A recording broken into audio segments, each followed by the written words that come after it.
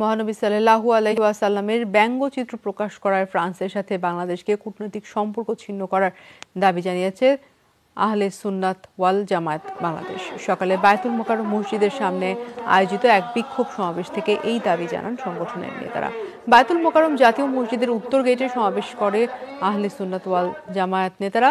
মহানবী সাল্লাল্লাহু আলাইহি ওয়াসাল্লামকে নিয়ে ব্যঙ্গচিত্র প্রকাশ করায় ফ্রান্স সরকারকে ক্ষমা চাওয়ার দাবি জানান। এই সময় ফ্রান্সের পণ্য বর্জন সহ বেশ কয়েক দফা দাবি জানানো হয় সংগঠনের পক্ষ থেকে। পরে মিছিল নিয়ে বের হন তারা।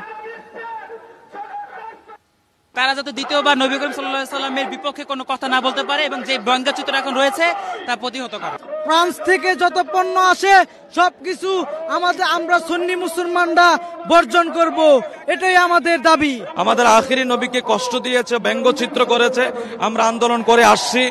যতক্ষণ পর্যন্ত আমাদের দাবি না মানা হবে আমাদের আন্দোলন অব্যাহত থাকবে।